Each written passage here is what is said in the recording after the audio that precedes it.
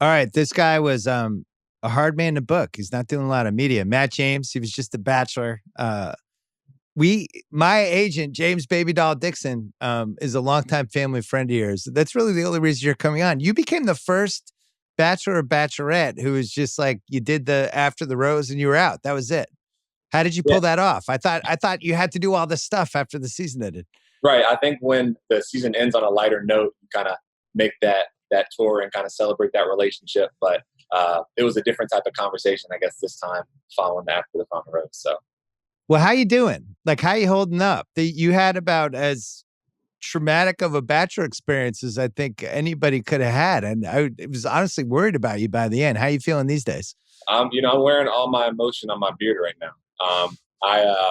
To be honest with you, being in that environment, it felt like I was in therapy because they're constantly asking, like, how are you feeling? It's like, good isn't an answer. You have to give a more in-depth, like, you're forced to really tap into like what you're feeling. And being away from that, like, I haven't really had that platform or that release to talk about how I'm feeling. So I tweeted something the other day. I'm like, I'm Googling a therapist near me because I need therapy. I need to talk to somebody, get it out. And I'm good though. I'm good. Because pretty good natured, normal guy heading into this, right? You're going in easygoing. Seemed like it would be fun. You do your thing. Maybe you fall in love with one person, two people. You got to figure it out, and then it's going to end in a good way. You leave. You're single again. You have a James Harden beard going. This is not how you envisioned this. Yeah, I don't think that you could have written in it any. There's things the way that they play out, they happen for a reason, and for it to end like this, I would have never foreshadowed it, and I think a lot of it was how naive I was going into it. I had never been on another dating show, I'd never been on TV before, so I was very green, and as things start to roll out, life hits you fast. So is this one of those things early on you're like, holy shit, why did I do this? Or was that like a gradual thing? At what point did you realize this was a lot to bite off? I didn't realize that until after everything was filmed, because when you're in that bubble, Bill, it's incredible. You don't have your phone, you don't have a computer, like you're completely tapped out of what's going on, which really allows you to like foster these relationships with women that, in reality, your friends, your family would have something to say about it. And when you get out of that bubble and you're reintroduced to all these distractions and people's opinions, then it started to get difficult. How much of you're talking to the producers, right? And they're doing the interviews and they're trying to nudge you certain ways, right? So basically those are the only people you get to talk to. You know what? It's funny you say that, because I got there a month early. So I had relationships with people on campus that people didn't know about. So like I'd see a grounds person, I'd see a manager, I'd see someone who worked in the kitchen, and I longed for those conversations because there was no bias. I'm chopping it up with the chef. I'm like, yo, what do you think I should do about this? People have no idea. Like I'm chopping it up with like someone in the kitchen about like a super important decision. Like, bro, you should do this. I'm like, all right, boom. Then I'm going out to like a rose ceremony. So yeah. So that's what you were leaning on? Like, you lean like on the valet? you look for unbiased advice, because you want to make sure that you're doing the right thing and it's in your best interest. And someone who's not a part of the show is going to have an unbiased opinion on what you should do. And I was seeking those type of things. Tyler came and visited me during the show. So I had great conversations with him, and he's not going to steer me in the wrong direction. Knock on wood. Well, the funny thing about that, because I know how close you and Tyler are, so he comes, but they have to have you interact with these awkward bachelor, like, hey guys, what if you guys played some pool? Hey Matt, could you chuck the stick maybe, and then look over at Tyler and look confused? Like it just was not the way you guys, I'm sure, would normally interact. Absolutely not. We'd be ragging on each other, Tyler. We'd probably be playing video games, doing something outdoors, but just seeing him was just what I needed, because at that point I'm like, I don't know who to trust. I'm like, I need to see someone who knows me, and who better than like one of my best friends. So that was therapeutic having him there. Well, he's the reason you went on, right? You kind of followed his whole experience, and he had a really positive experience, I think. You know what? I was against going on until his mom nominated me. His mom nominated me for the show, and she saw how much it meant to Tyler and his development as a man and his communication skills. I'm like, you know what, Miss Cameron, like I'm gonna do that, and here I am. You're not a guy who probably has a lot of trouble finding women though. So you're going on this show. Like ultimately, what's your reason for going on the show? What are you trying to accomplish? Because you're doing a lot of good stuff in your personal life, and are you trying to raise exposure for, all the great stuff you're doing on that front? Or like what like if you had to do a pie chart, what was it? You know what, Bill? It gets back to me is being intentional with my time. And before I got on the show, like I'm putting my life into commercial real estate. I'm putting my life into everything I'm doing with my nonprofit. And I didn't put any time into a relationship or any time into dating because there was distractions, there's work, there's events, everything going on that people make excuses for is what I was doing. I lived in New York for almost 4 years, and I could count on one hand the amount of dates I've been on. Like I was just so focused and locked in on just like this rat race, this New York City, and then getting out and being back in Pennsylvania was just like I couldn't imagine a better place to fall in love and just foster a relationship because there's no internet, there's no people. It's just like you're focused on getting to know each other without the glitz and glamour and the BS. So that first night you get there and you have the talk with Chris, right? Where you Right. have you're like, hey, I don't know who I'm going to end up with here. And somehow Chris is the guy that you have to talk to. Like, is that orchestrated by the show? Did you really need to talk to somebody? Was there a better, like, why didn't they have your mom do it? I was confused by that. You know what? I don't think anyone knew how to handle it because I hadn't gone on the show before. I hadn't been on, they typically have the bachelorette that goes on to the bachelor or the bachelor goes on to the bachelorette. So I think that everyone's just trying to figure it out as we're going. And as it played out, I don't think anything could prepare me for what I was going to step into. So that was something you were really struggling with. You needed somebody to talk to.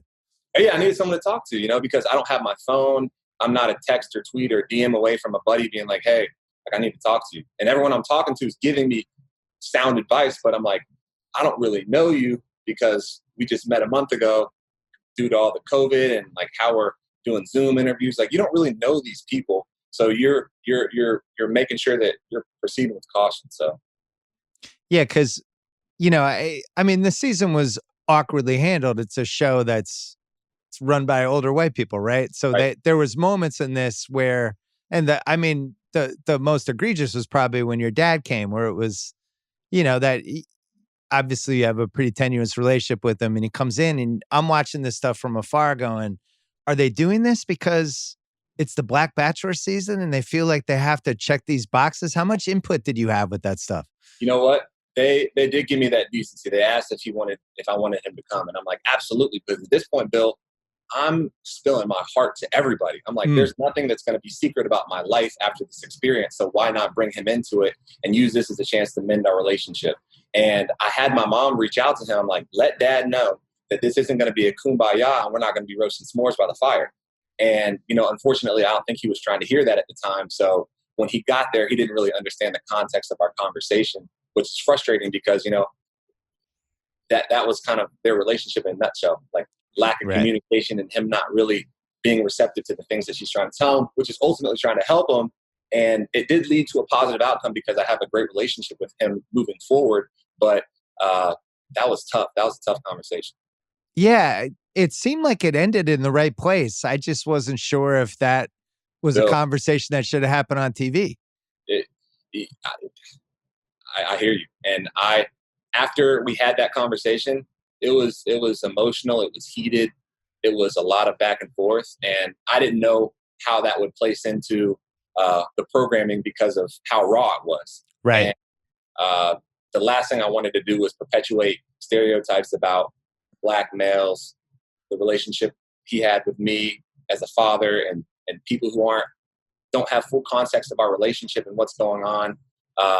But ultimately, I'm not in that editing room. I'm just living this experiences out as it's going. And it led to me and my dad fostering our relationship and him reaching back out to my brother. So I try to find the good through the craziness, Yeah, it landed in a really authentic place, which I thought it was a strange experience to watch because initially I was like, oh, why are they doing this? Yeah. And then where it went, it was actually like for a show where you never know what's real and not real and what's manufactured, how they're editing it. It seemed pretty authentic and it seemed genuine and it seemed like it was something that had a real impact on you. So, Yeah, it did. It did. And there was a lot of conversations like that. And it's unfortunate that a lot of that was overshadowed by some of the drama that was going on during the season because we're at the end of the season and no one knows anything about me. And I'm like, I've been telling these women everything about me. They know me. They know why I tick the way I do, why this and that's important, but the viewer didn't. So that part was a little bit frustrating. But all you can do is try to be a good person, and that's what I try to do throughout the season. You know? the first couple episodes, I don't know how many days in real time that is, but do you have a feeling like you kind of know who the 2 or 3 are going to be pretty soon, pretty early? You would think that it's like, okay, I've got my eye on XYZ, but you really don't know until you get to spend that one-on-one time with somebody. Like when I had that one-on-one with Michelle right after she got there, I learned so much more about her than anybody I had known that 3 weeks prior. So our Yeah. relationship had just skyrocketed of that much leaps and bounds in front of people who I had been interacting with for 3 weeks. So you really needed that one-on-one time to build and see if there was something there, because it was either your relationship was either going to be trending towards a marriage proposal, or it was going to be like, you know what, we're not compatible. And that's best for both people. If when you figure that out, they go their separate way and you go yours. You almost need like a friend date in there where you have like one of the girls is just a friend. You're not actually going to pick her, but you can just talk about everybody else for 7 hours. You know what, Bill? There were women, and I think that we both realized about each other that we just confided in one another, and they probably knew they weren't my person, and I knew I wasn't their person, but just having them around, Yeah, was a comfort thing. And well, it seemed like the one who's going to be the bachelorette. What's her name? Katie? I can't remember. Katie, Yeah, it seemed like you had that relationship with her. Like she was kind of more of a friend than somebody you were actually going to end up with. see, that's But a perfect example, Bill. You're like, would you know right away? And Katie came in hot. You know, she came in waving the lightsaber, and I'm like, I've never been approached like that before. But as I got to know Katie and how unapologetically she was herself, and she didn't care about everything else going on, like I respected that about her, and I'm like, you know, that's something I can build a relationship on. And unfortunately, it didn't work out, but it's obviously worked out well for her, and I hope that she finds that as the bachelorette. I'm stoked for it. so you get to the end, you end up picking Rachel, but you're also struggling. You're realizing I'm not going to be proposing to somebody at the end of the show, which seemed like, I don't know if that was your goal or not, but it seemed like you had some sort of epiphany. Hey, this isn't, I need a little more time with whoever I'm picking here. Right. And I think that you have to go into this type of experience with an open mind to leaving engaged. And that's what I did. And that journey, that process, as you're meeting these women and you're evaluating your relationship, the last thing you want to do when you find something that's working is try to rush it. Because we've seen how that's worked with former bachelorettes. You mean And 90% of the time a disaster? exactly. Hey, I'm not trying to call anybody out, but I knew what worked for me is when I'm dating somebody, I need to get to know them. I need to know things about them that, they might not feel comfortable talking about on camera. And, after you're done shooting, that first day you get to spend with that person is more time spent than the 10 weeks that you've been in, because it's 10 minutes here, it's 30 minutes there, it's a 5 minutes here, cocktail parties canceled, no time. You know, it's like you're constantly trying to find a way to connect so that you know that you're doing the right thing. I forgot to ask you this. I want to go back to that, but that first cocktail party, it's like daylight by the time it's over. It's like an endurance contest. Nobody realizes, and these girls are wearing high heels and drinking champagne, and it's 5 a.m. Like it's like they're torturing them. Bill, I'm not a big drinker by any means, but I love wine. Like being out there, I was exposed to a lot of things that I hadn't participated in before. So they got me golfing. I'm almost under 120. I'm working on it. Non-alcoholic wine. Like I'm like trying to sophisticate myself, and I'm seeing these women who are just like, I knew before that first night we were going to be there until 8, 9 a.m. And it's like 8 o'clock, 9 o'clock. I'm seeing people go to the bar for the second time. I'm just like, it's going to be a long night, And so to your point, I think that as the show went on, women caught on to like, okay, we're going to be here till 5 a.m. Like, let me get some chicken tenders. I'll get a drink. Let me get a quesadilla, then I'll get some wine. So it's like you find ways to temper it. Yeah, and the producers are not helping them. They're not going to be like, hey, you might want to ease into this. They're like, hey, who wants a glass of champagne? Let's go. There are drink limits, and I think that drink limits? Is that true? I think there are. I know there's drink limits. There's drink limits, okay. But that doesn't mean that over the course of 7 p.m. to 5 a.m., like it's just a law. It's just a number. If you drink enough champagne or wine, then you'll get lit. So you end up with Rachel. Yes. Final show, how are you feeling? Are you like, I landed somebody that has a chance to be my wife someday? This was a success, or I need to spend more time with this person? What were you walking away thinking? Right. So my whole thing, Bill, is if I'm dating somebody or pursuing somebody, it's because I see them potentially being my wife and me being their husband. It goes both ways, and that's something I try to reiterate to the women. And you saw that with Kit, you saw that with Serena P. If at any point they felt like it wasn't for them, they had just as much right to leave as I did to not give them a rose. So knowing that she was there at this point told me that she saw me as her husband, and I saw her as my wife at that time. And instead of rushing into something, I'm like, there's a lot about me that didn't come out in this experience that you need to get to know about me, and there's a lot about you I still need to know. And I thought that the best path forward to really explore and see that if this was going to work was to leave committed to each other, and not in the form of an engagement, but to one another, to get to know each other and seeing if we could build a future together. I would have bet, knowing nothing that happened after, I would have bet this was going to work out, actually. I actually thought it was the couple, because you're an atypical bachelor, too. I think a lot of the time, the people who go on, they're going on for reasons that have nothing to do with, trying to find a wife. So then everything falls apart. How long were you together before the big controversy happened? Like, how many weeks was it? I think everything came to a head for me that first week of February. And so how many weeks since the show is that? Like so 5, 6? We finished the week before Thanksgiving. So. Oh, shit. So you were with her for like over 2 months after that. Yeah, 2 months. Yes. We had weekends that we could spend together in isolation before anyone knew about our relationship. And it was great. We're really getting to know each other and finding out things that I like even more about her that I didn't know during filming, and honeymoon. Extended honeymoon phase. And you're hiding it at the same time, right? Because people are following her. They want to see if somebody's car is outside somebody's apartment, all that stuff.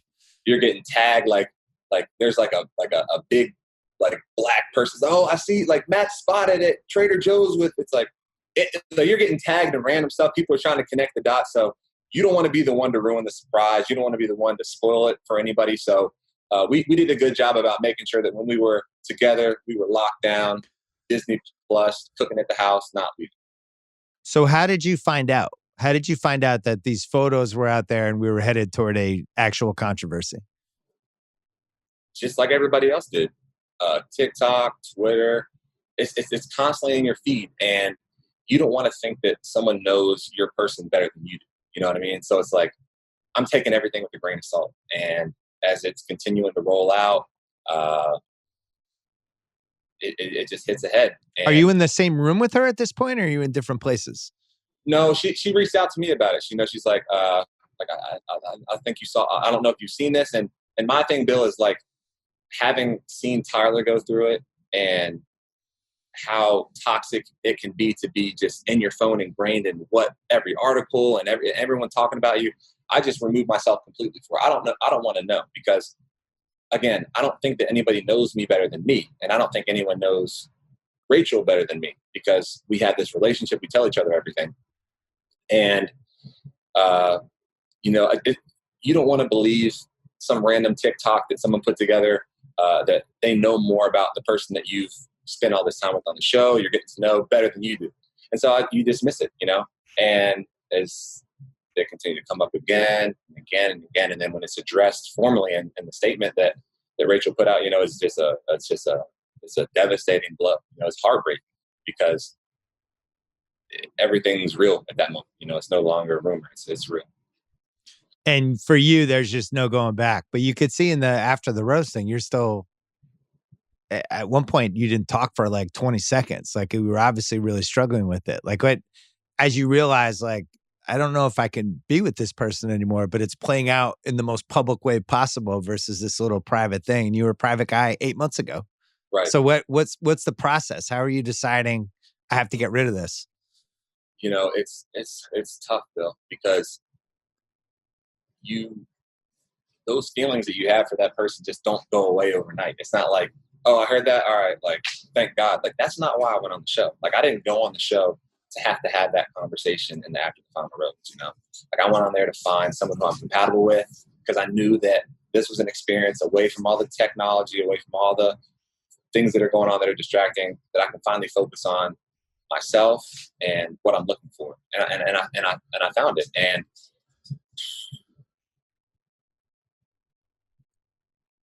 it's like I said After the Final Rose. When you see things like that, there's parts of me that you don't understand. And you have to take a step back and allow that person to put in the work. I always say put in the work. Everyone's saying put in the work. Put in the work is educating yourself. It's hiring a person of color, a woman of color to show you the nuances of how to act and how not to act. Some people didn't grow up in diverse backgrounds like I did. I grew up with Black, white, Jewish, Asian communities all around me. And I'm not going to make excuses for anybody, but those type of relationships I had growing up allowed me to appreciate those cultures and the things that you should respect about just general decency. And the tough thing is having to explain to America why those pictures are problematic to me. And you hear people harping on forgiveness, and I forgave her when she told me, but that doesn't mean I'm not disappointed, and that I don't want her to do better. And for that to take place, I had to take a step back and let her pursue that.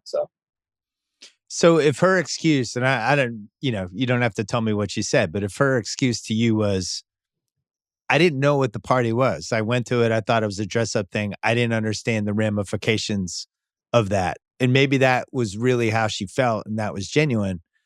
But to you, it's a bigger issue than that, because there's a fundamental misunderstanding or lack of knowledge that she has to things that are integral to you. So that almost made you think, maybe I don't belong with this person. Yes, it's frustrating, Bill, because there's a lot of situations that you've seen over the past 4 years in our country where Black people aren't given the benefit of the doubt, like Tamir Rice, Trayvon Martin, Breonna Taylor. Like there's no like, oh, I didn't, like, there's no taking that back. And as Black people, we're not afforded that same privilege of not knowing any better, So it's hard to hear that and have to explain that to people who, and I'm not saying to Rachel, but just the broader audience in general, why that is and isn't problematic.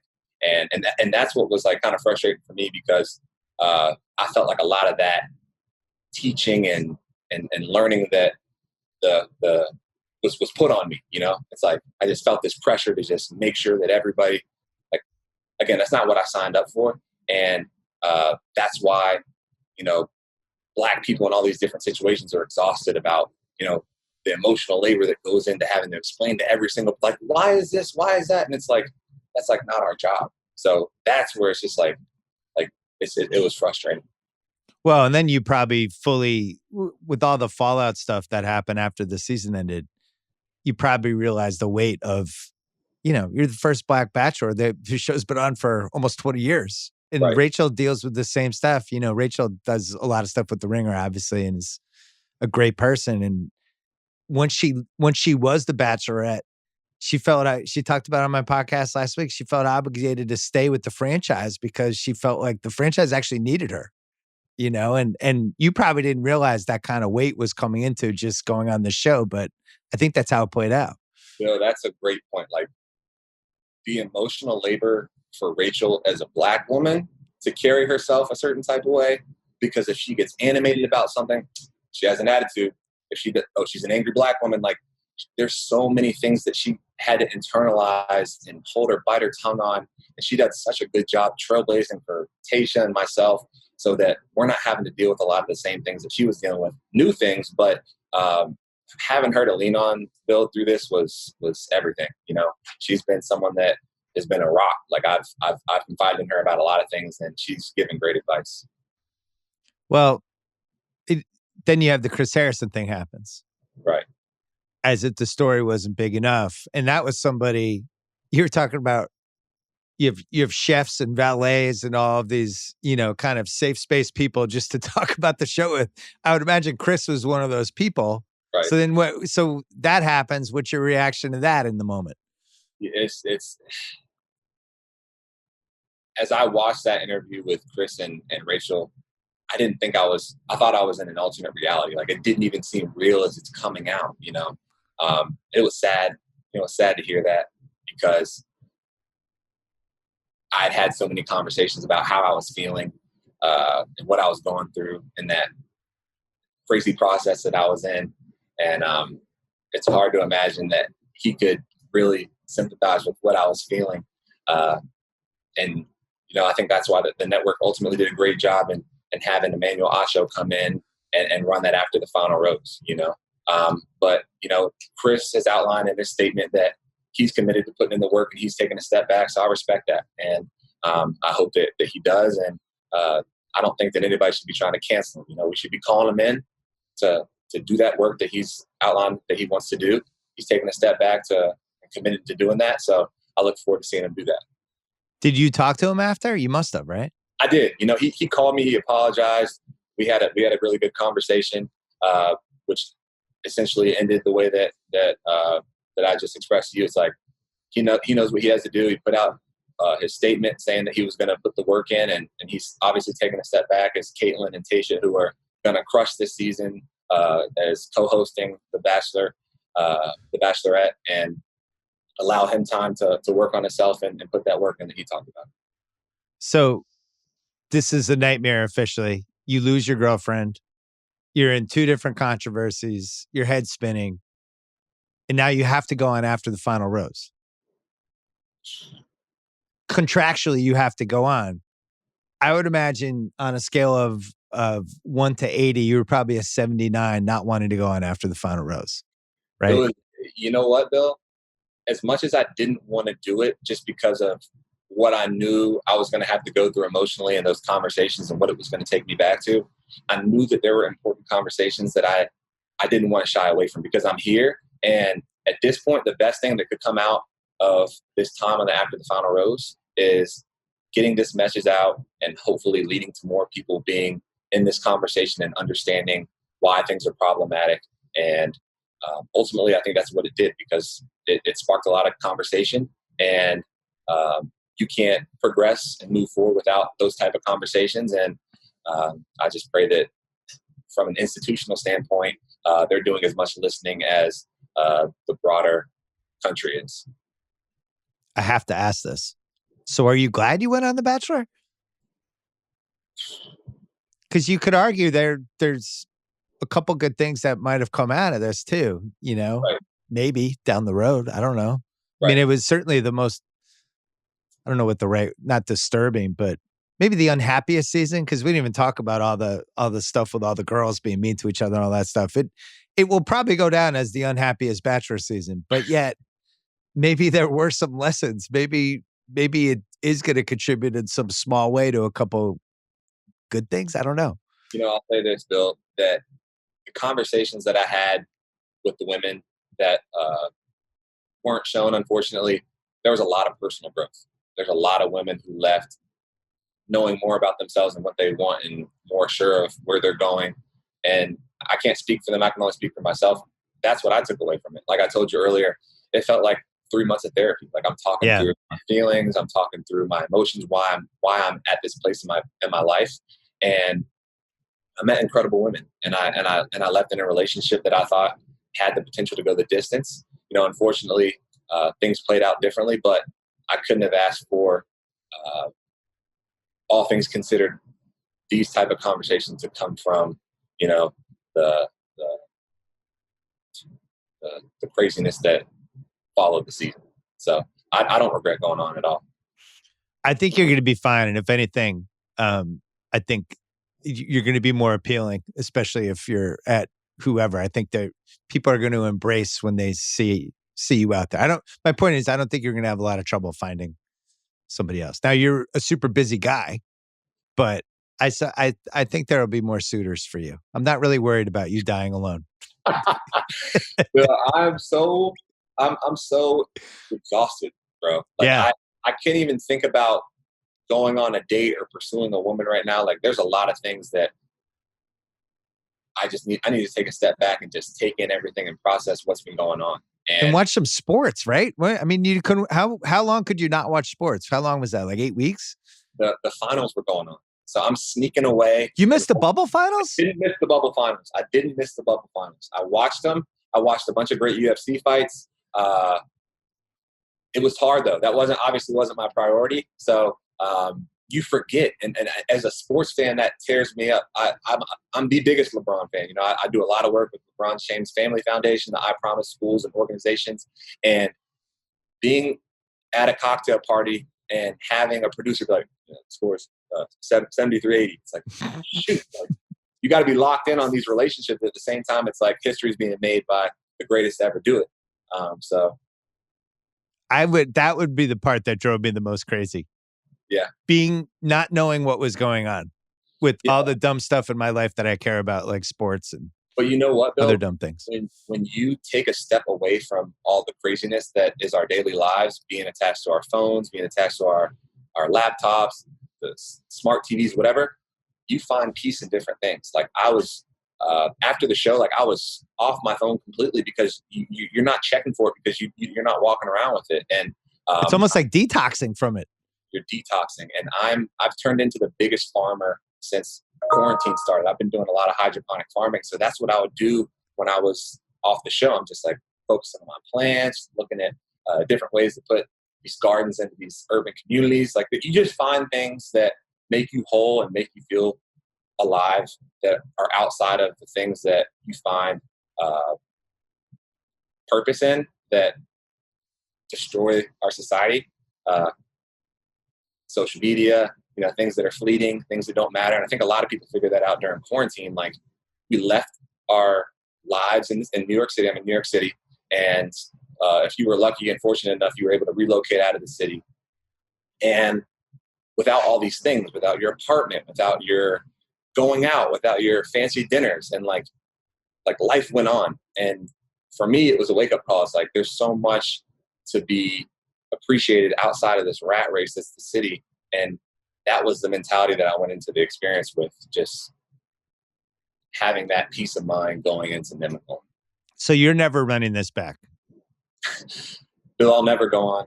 Yeah, I was going to say, because a couple times I think people have done a round two. I don't see that happening for you. And please promise me you won't do Bachelor in Paradise either. I'm assuming that's not up your alley. That's not in my cards. No. There's that's in someone else's cards. All power to them, but for me, there's a lot of things that I need to focus on outside of reality TV, and I'm excited about that. Is there like a puncher's chance you and Rachel would ever get back together, like way down the road, like the end of the rom-com kind of thing, or no? Like what happens? Here's what I'll say, Bill. I don't think that anyone's irredeemable, and I think that for Rachel, there's a lot that we didn't discuss that, we probably should have talked about. I probably should have asked more clarifying questions, and I've given her that space to do that. And in the meantime, I'm working on myself. I'm not going to be dating. I'm just solely focused on getting back into that meaningful work in the community and centering myself around projects that are going to elevate all the work that I've been working on doing in the city, and special interest things that I appreciate outside of reality television. All right. I think we covered it. Now we can make fun of James Baby Doll Dixon. So you went to college with his daughter. So you've known him for how many years now? I've known Mr. I call him Mr. Dixon. Everyone calls him Baby Doll. Like I know him as Mr. Dixon. I've known him for almost 10 years now. I've known Ever him since he staged his hostile takeover of the Wake Forest board of directors. No, His daughter gets in. He's immediately the board of directors and belongs to a country club right next to the school. It's unbelievable. I've got a good Mr. Dixon story. He had me down to his place in Jupiter. He has a beautiful house in the Bears Club in Jupiter, Florida. Like one of the nicest places I've ever been. Beautiful golf courses. And we play around the golf. And he's like, let's go. He loves to just he loves when people enjoy all the things that he's compiled because he's crushed everything that he's ever done. Yeah. So we're in this massive house in Jupiter. We go play around, and he's like, let's go shower at the clubhouse. I'm like, your house is right here. He's like, no, let's just shower at the clubhouse and we'll go get some food. I'm like, all right. So we just like walk in the clubhouse. We get to the locker room area, and he walks me over to Michael Jordan's locker. He's like, oh, this isn't my locker. He's like, oh yeah, by the way, Michael Jordan's like, he's like, we're locker mates. And he's like 10 lockers down. He's like, right, we're locker mates. Oh, he was trying to name drop Michael Jordan's locker? He's like, we're basically right beside each other. I was dying. Oh my God. Yeah, you are. Y'all are right beside each other. You know, we always have this running joke, Kimmel and all those guys. He does this thing where he meets like very famous people who've only met him once, and he insists that they know who he is. Where it's like, Oprah, you remember me? I'm Jon Stewart's agent. I'm baby. You remember me? And they're just like, hi, how are you? I meet a ton of people all the time. Yeah, we. Did you watch the final show with him in the fam? I did. I was in Manhasset with them. That was another funny thing, you know, like, I pull up to get pizza at one of his favorite spots, like mom and pop spot in Manhasset, with his daughter Grace, and you know, Mr. Dixon's just this maverick in his industry. Like he's got his hair slicked back, he's about as fair skin as I am, like he's got a great tan, 6-pack abs, and this man walks up, he's got his hat low, he's got his hoodie on, he's just like in this lounge clothing, just like he owns the town. And there's no one I would have rather watched the finale with, because I needed to be around friends and family. He was just like, he's like a second father.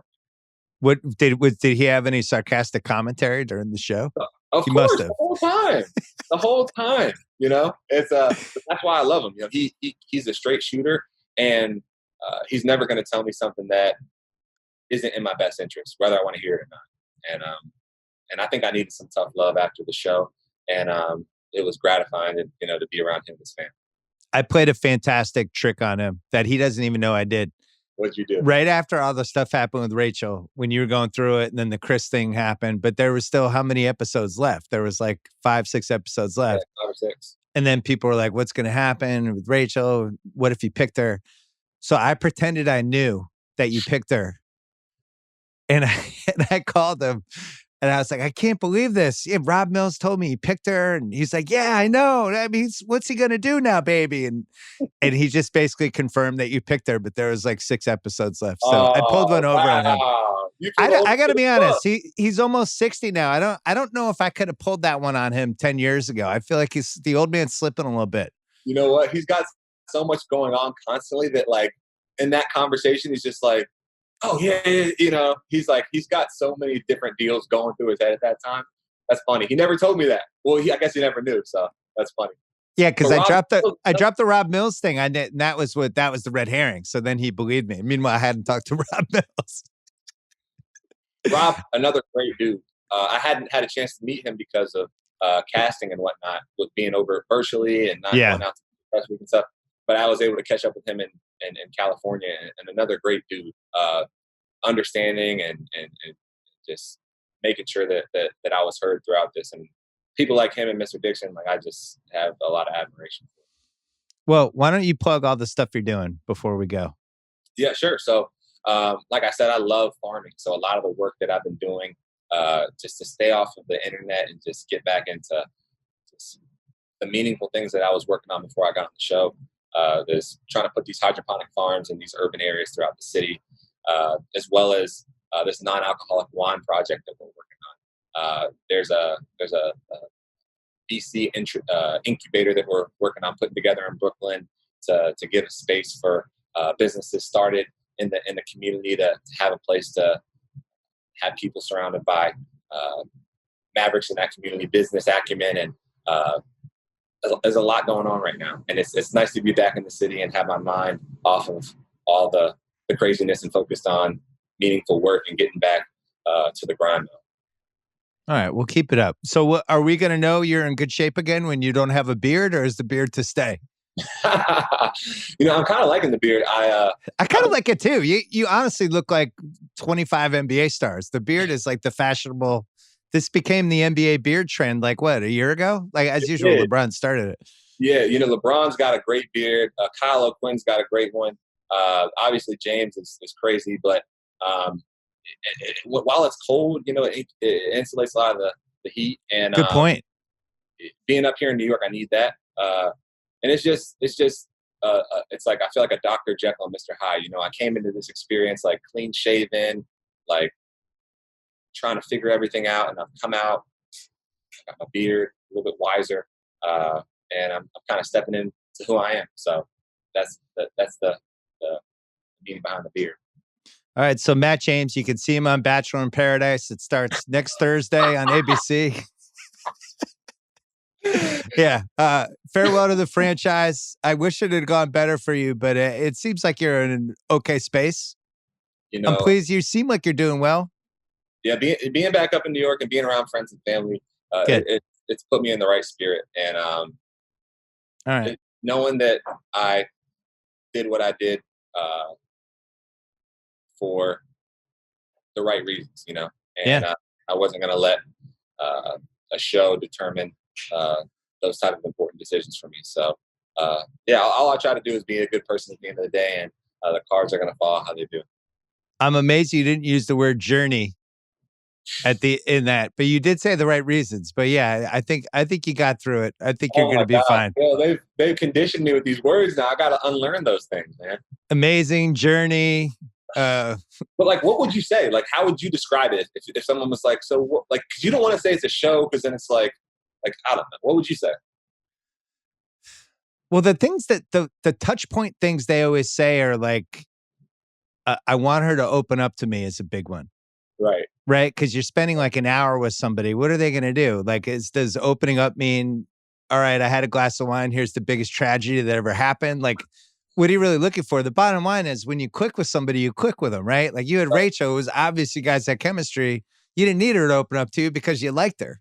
Right. So it's kind of, that's like always the fallback with the Bachelor. It's like, yeah, push her. She's not quite opening up.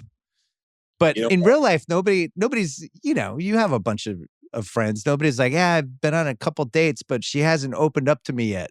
It's not a thing normal people say. Right. In The Bachelor, that's what people say. Yeah, no, and a lot of it is because, you get that question a few times, and then you get it a few more times, so it just works its way into that answer. I completely hear where you're coming from, and with that, you've got a whole cast of women who had different life experiences. So opening up for Kit, who had a very different lifestyle growing up in New York City, is going to be different than someone like Michelle, who grew up in Minnesota, who's a teacher, who's having to explain to her kids everything that's going on in Minnesota. So like, as long as they're meeting you where you're at, that opening up for me didn't need to look a certain way. So, but then you're having a moment, and then somebody's standing over you, like, "Hey, can I steal you for a second?" As you're like, I mean, that must be the most frustrating thing.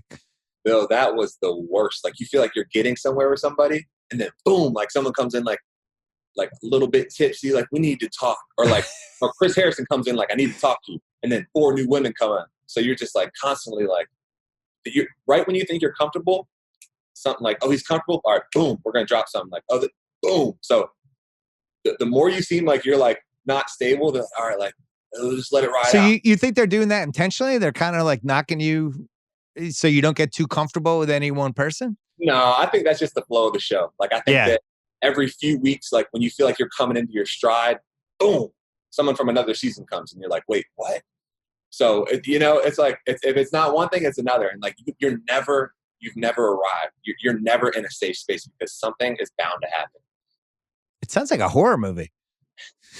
Hey, at times it was, Bill. At times it was. It But really was.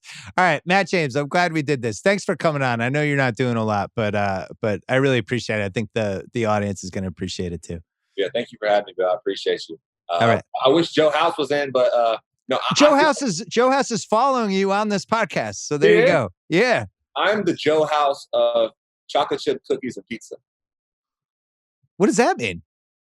That means anybody who comes to New York City who needs a chocolate chip cookie recommendation, who needs to know the premier places to get a slice of pizza, they come to me. And interesting. So what's your number one pizza slice right now in New York? So that's a great question. If it's a slice, then I'm going to Brooklyn to DeFara. But if I'm going for a pie, I'm going to Arturo's, and that's right off Houston and Soho. And then chocolate chip cookie, there's a place called Culture Espresso. The best chocolate chip cookie I've had in my entire life. Wow. Culture Espresso. And then obviously, I mean, Levain, you can't miss with Levain. So I'm going to send my Rex one place or the other with that. And then late night when, you shouldn't be having a cookie, I'm going to go to Insomnia because it's open till 4 a.m. And who doesn't want a cookie at 4 a.m.? sloppy cookie eating. That's good. You're totally on Joe House's corner right now. It's only natural. It's coming up next. All right, Matt James, pleasure. Thank you. Thank you, Bill.